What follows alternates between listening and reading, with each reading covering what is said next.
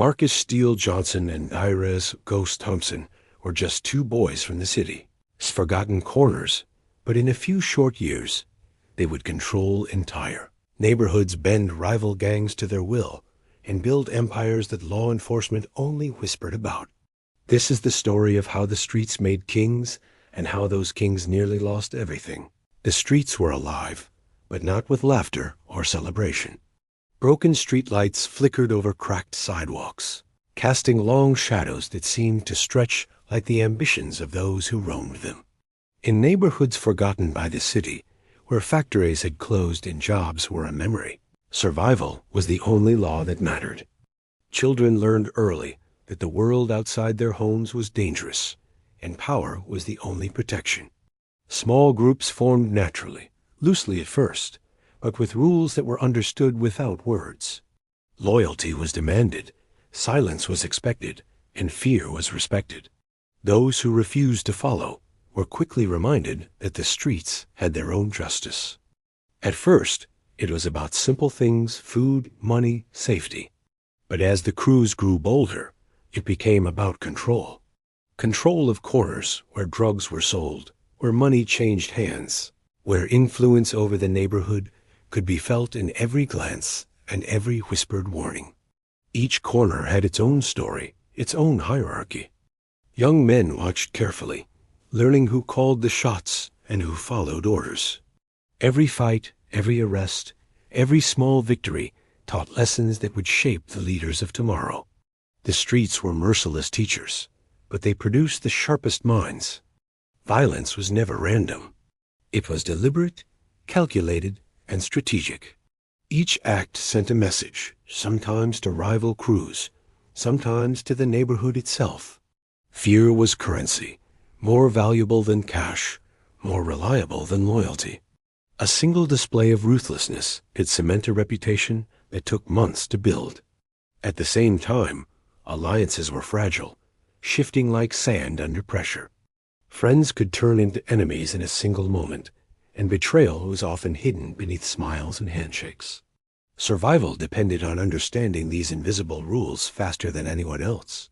Amid the chaos, some young men began to dream of more than the corner.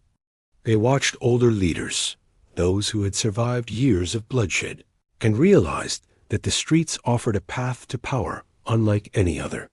Not everyone would make it, but for those who understood the game, the rewards were unimaginable.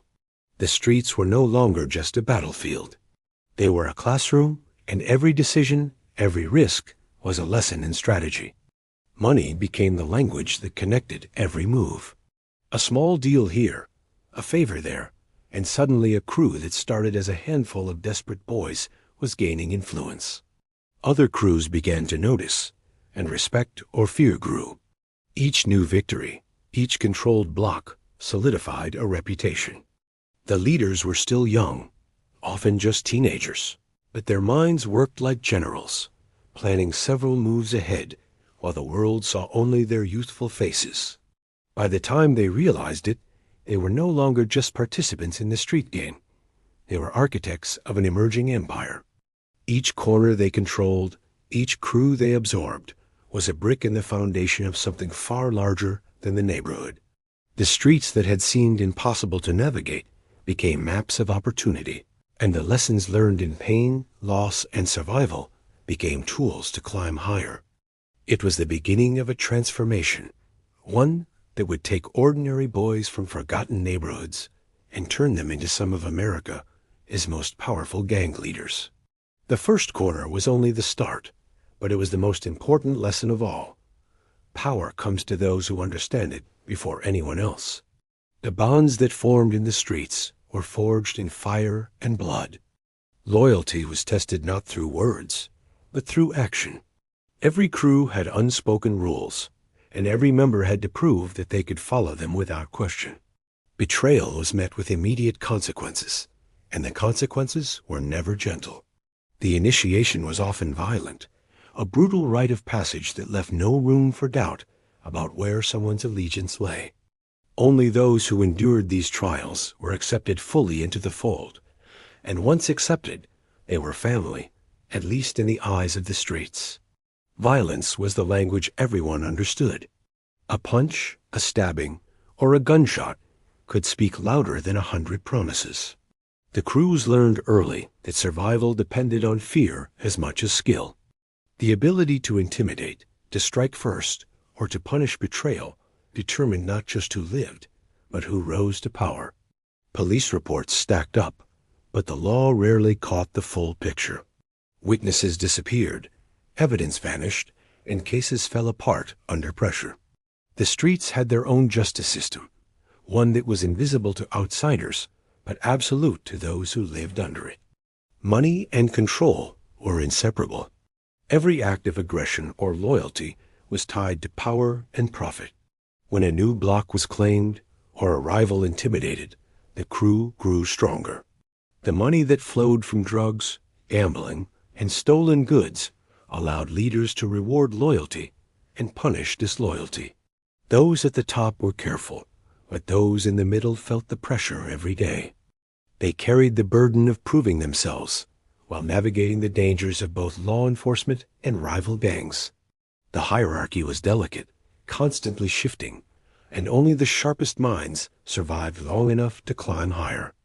Fear became a bond as much as blood. It was woven into the neighborhood, into the streets, and into the minds of those who lived there. Parents warned their children about crossing certain paths. Strangers avoided certain blocks, and even the law approached with caution. For the gang members themselves, fear was both weapon and shield. They learned to wield it against others while suppressing it within themselves. Every violent act reinforced the idea that loyalty was paramount and betrayal was fatal. The leaders emerged quietly at first, often unrecognized by the world outside the neighborhood. Their power was measured not in public recognition, but in control of people, money, and territory. They understood the importance of being invisible while orchestrating chaos. Their subordinates carried out the violence, the intimidation, and the risk, while the leaders stayed several steps ahead. Every arrest, every confrontation, and every deal was carefully monitored. The streets were their chessboard, and every move was calculated to expand influence without exposing themselves. By the time outsiders noticed, the crews had transformed. They were no longer ragtag groups of desperate young men. They were organized, disciplined, and ruthless. The tests of loyalty had created unbreakable bonds among those who survived, and those bonds became the foundation for future empires. Blood had been spilled, fear had been instilled, and loyalty had been bought and earned. What began as survival had grown into a system of power, and those who had endured the trials were prepared for something far greater.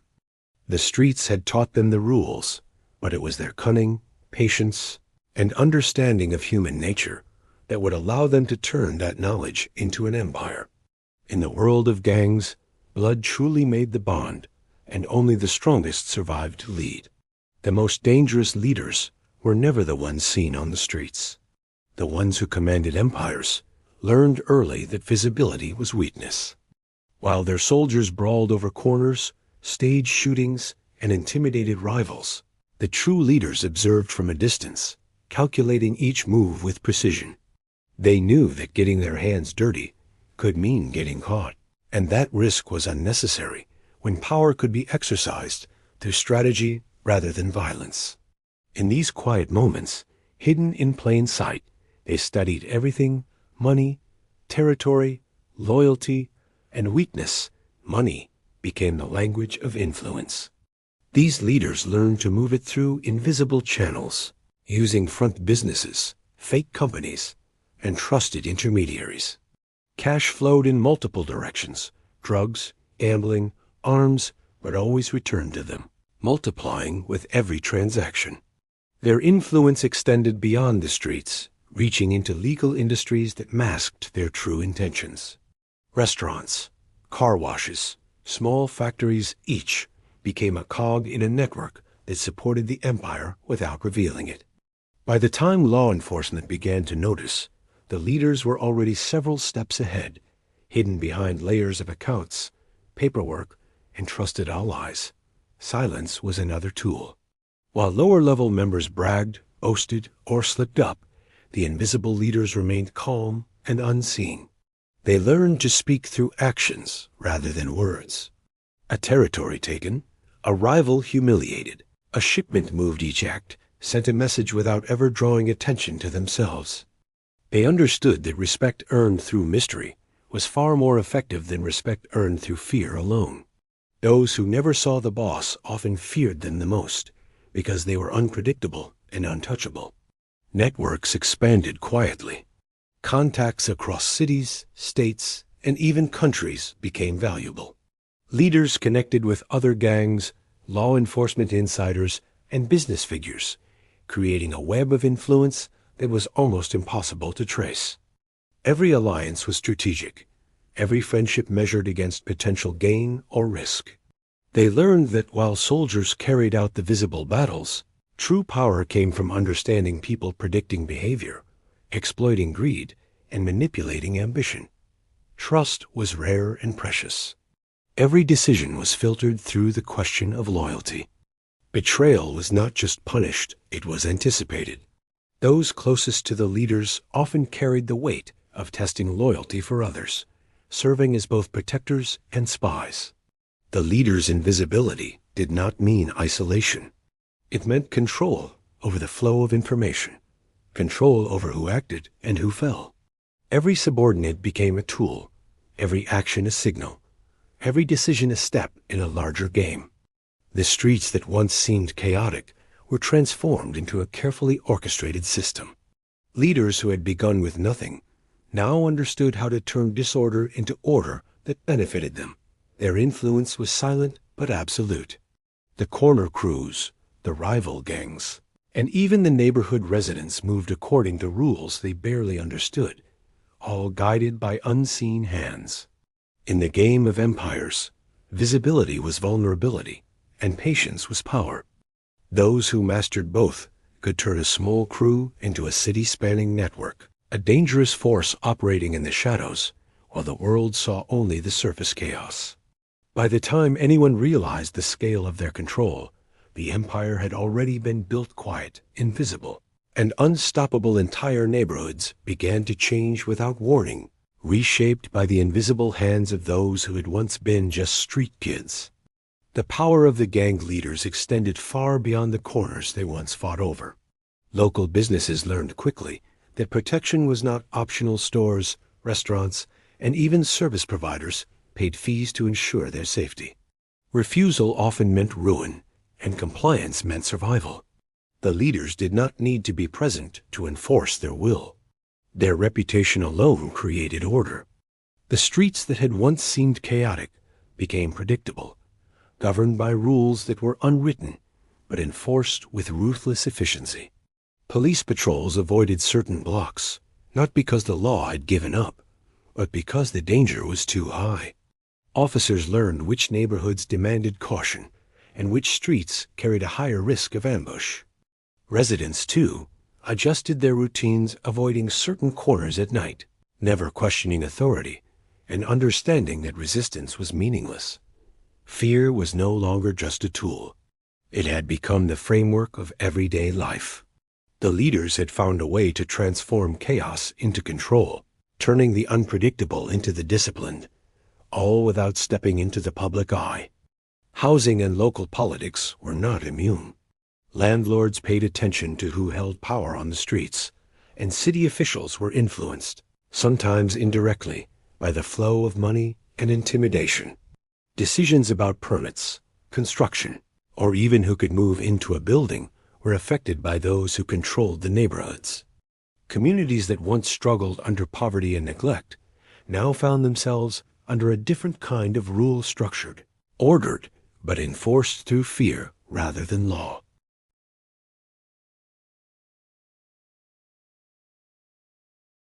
The leaders' reach extended into the everyday lives of people who never stepped near the corners. Jobs were influenced, small businesses were protected or exploited, and opportunities came only to those who had earned favor or paid enough. Even conflict among residents was often mediated by the gang, who positioned themselves as the ultimate authority. Violence appeared less frequent, not because peace had arrived, but because permission was required for action. A tense stability settled over the streets, an order that was frightening in its quiet efficiency. Rival gangs found themselves trapped in this structure as well. Territories were claimed and defended not just with guns, but with influence and strategy. Alliances shifted carefully, deals were brokered quietly, and betrayals were planned with precision. Leaders who once were hidden became the invisible puppet masters of entire districts, controlling outcomes without exposing themselves to risk. They understood that true power came from the ability to manipulate the environment, not just dominate it physically. The residents learned to obey without understanding fully why. Children grew up knowing which paths to avoid, which faces to respect, and which names to fear. The leader's presence was felt everywhere, though seen by none. The streets had become a theater of control, and the audience, the city itself, had no idea they were part of the performance. It was a new kind of empire, built not on overt displays of power, but on silent authority, subtle influence, and the calculated use of fear.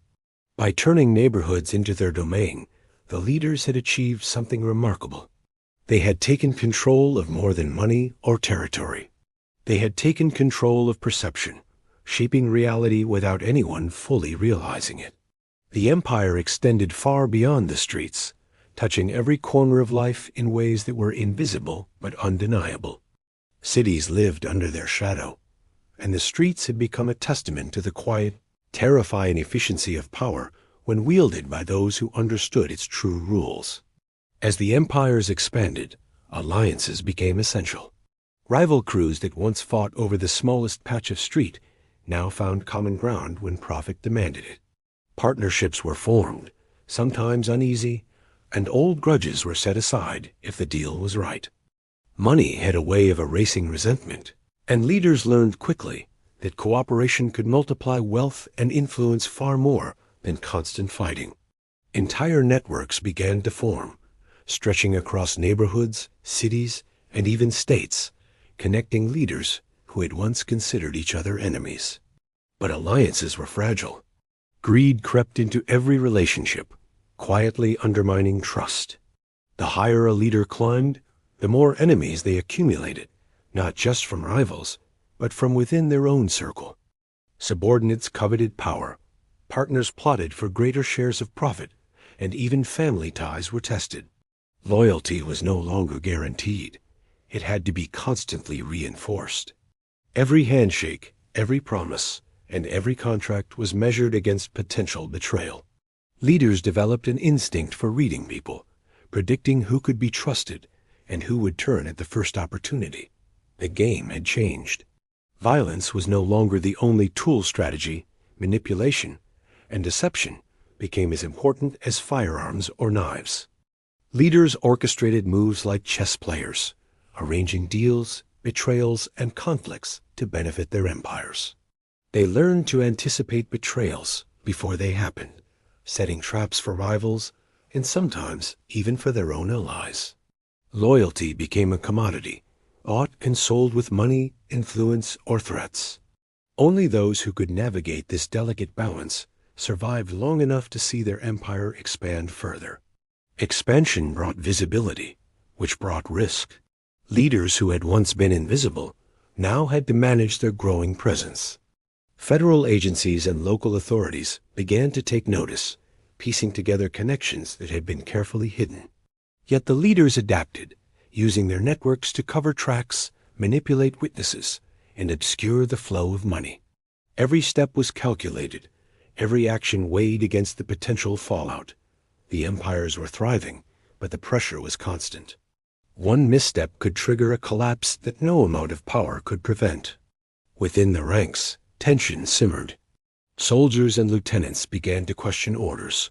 Alliances shifted in secret, and whispers of betrayal circulated like a virus. The higher the stakes, the more dangerous every decision became. Leaders learned that their greatest threats were not from the law, but from those they had trusted the most. Every ally could become a rival, every partner a competitor, and every subordinate a threat. Paranoia became part of the daily calculation, and leaders who could not manage it risked losing everything. Despite the constant danger, the empires continued to grow. Cities and states became interconnected markets for drugs, weapons, and illegal enterprises. Leaders who once operated on a single corner now had influence over multiple territories, moving goods and money with precision and control. Alliances were carefully maintained, betrayals anticipated, and influence extended through silent threats and strategic generosity. The streets had evolved from battlegrounds into networks of commerce and power, all governed by invisible hands. Yet underneath the expansion, a fragile tension remained. Trust was fleeting, loyalty conditional, and greed relentless. Every alliance held the seed of its own destruction, and every empire contained the potential for collapse. The leaders had built kingdoms, but kingdoms built on fear and deception are never truly secure. The dance between allies and enemies continued, each move shaping the future of the empire, and each betrayal leaving the door open for a new ruler to rise. In this world, loyalty was precious, and power, no matter how great, was never guaranteed. The leaders had grown confident, believing their invisibility and networks made them untouchable. For years, they had operated in shadows, pulling strings while law enforcement chased only the visible violence on the streets. But no empire built on crime remains completely hidden. Slowly, the attention of federal agencies intensified. What had once seemed like disconnected acts of violence, petty theft, and street-level trade now revealed patterns too precise to be coincidental. Investigators began to see the architecture behind the chaos, the invisible hands directing the flow of money, influence, and fear. The investigations were methodical. Small arrests led to surveillance, and surveillance led to bigger names. Agents pieced together phone records, financial transactions, and informant testimonies. Every shipment, every payment, and every meeting left a trace, and the detectives learned to follow it like a map.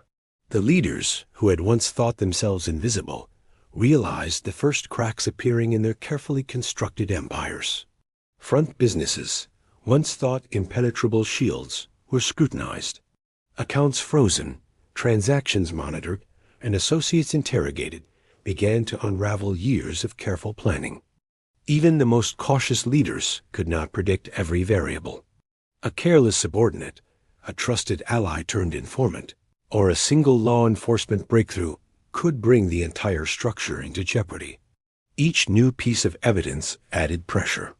The leaders adapted quickly, trying to shift operations, reroute money, and distance themselves from visible crimes. But the net tightened, slowly but relentlessly. They understood that in this game, law enforcement was patient, strategic, and willing to wait for a single mistake that could bring down a king. The pressure on the streets became palpable.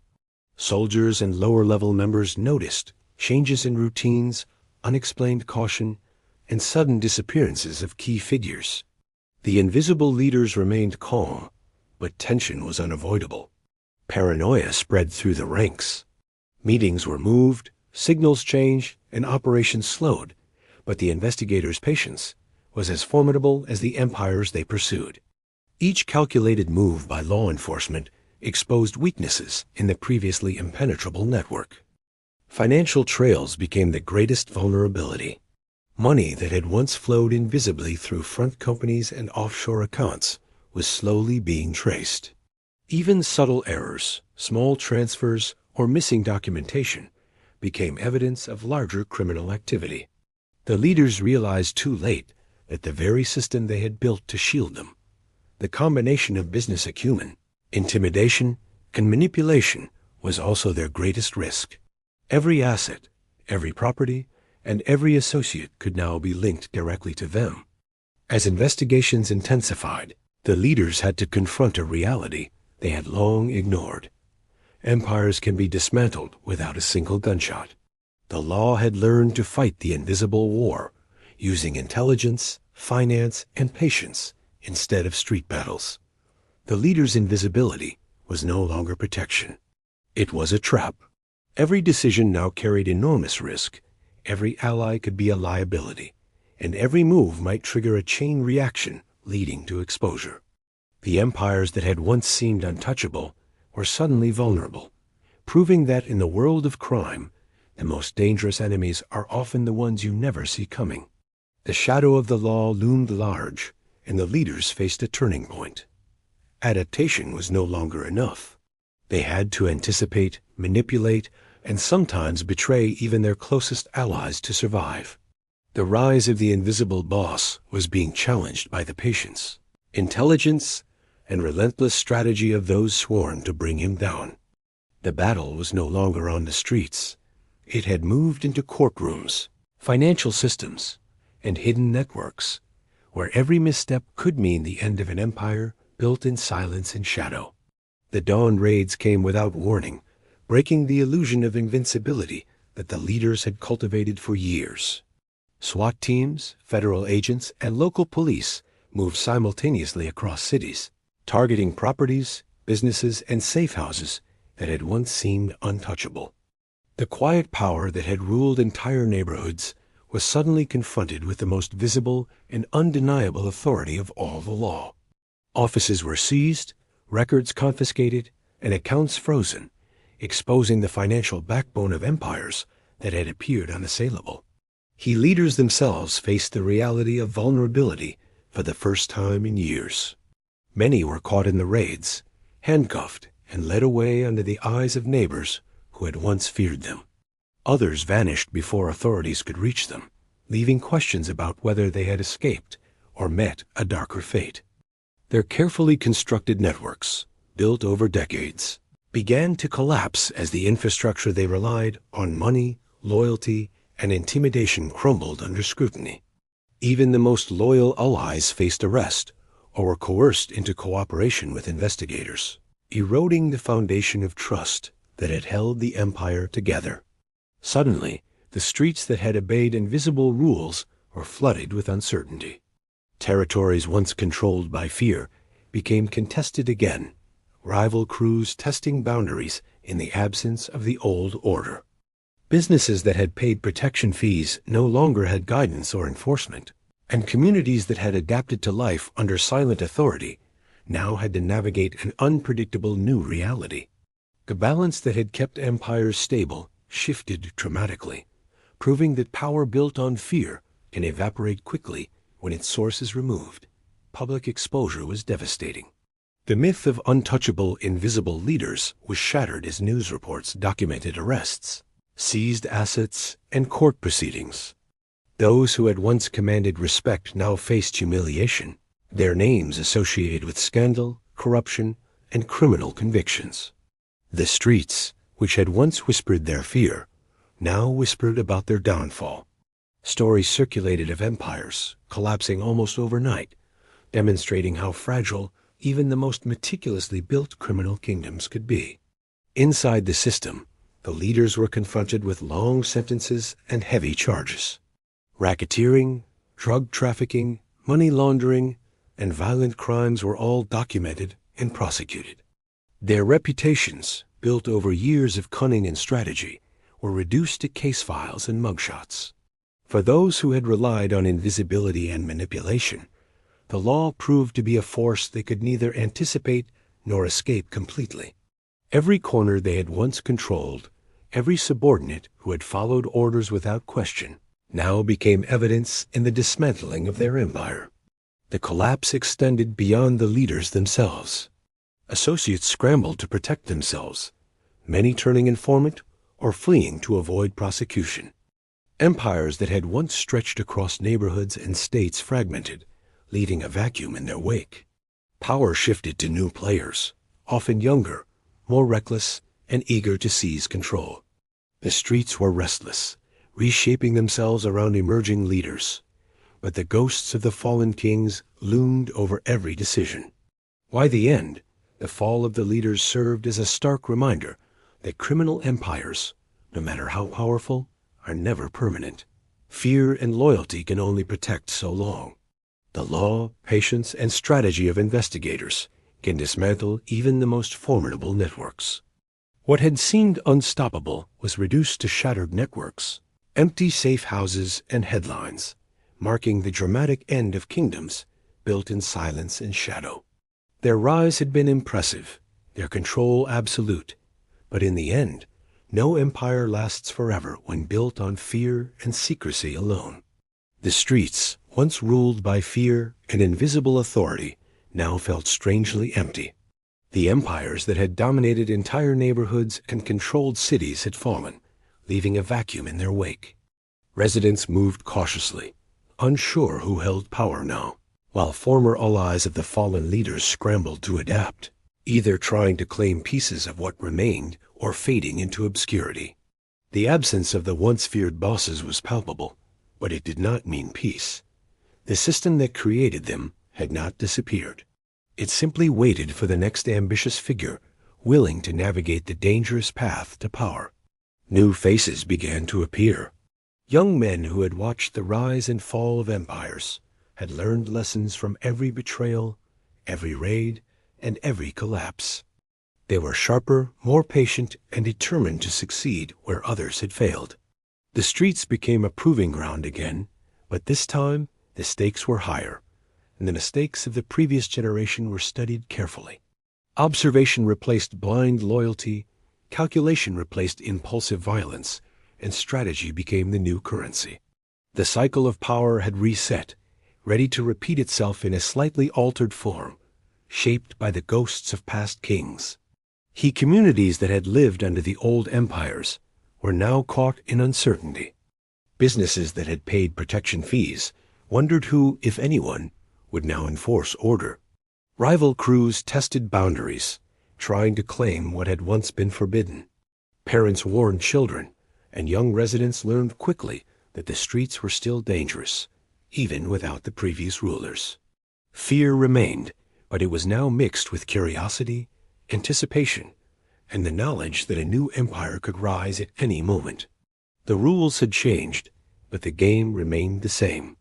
Law enforcement and authorities remained vigilant, aware that power vacuums attract new leaders. Surveillance continued.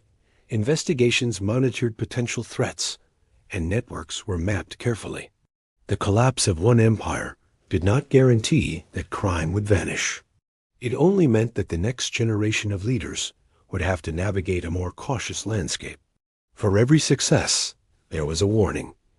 Empires built on fear and deception are always vulnerable, and patience, strategy, and intelligence are the true keys to survival. The rise and fall of these leaders also left a mark on culture and perception. Their stories were told in whispers, headlines, and documentaries. They became legends in neighborhoods, cautionary tales in schools, and case studies for law enforcement. The power they wielded, the fear they instilled, and the methods they used were studied by those who sought to understand the nature of control. Their empires may have ended, but the influence of their strategies persisted, shaping the ambitions of those who followed. Ultimately, the empty throne reminded everyone that power is fleeting. What was gained through fear and manipulation could be lost in an instant when confronted with patience, strategy, and justice. The streets remained alive, still dangerous, still unforgiving, and still full of opportunities for those willing to take risks. The rise and fall of the most powerful gang leaders had ended, but the system that created them had not. For every empire that falls, another waits to rise, shaped by lessons learned, driven by ambition, and determined to carve its own place in the shadowed corners of the city. The cycle would continue. The streets, the corners, the shadows, they belonged to no one permanently. The story of power, fear, and ambition was ongoing. The rise of one empire marked the end of another, but it also planted the seeds for the next. And so, the world of the streets remained eternal, a place where kings could fall, but new rulers were always ready to claim the empty throne.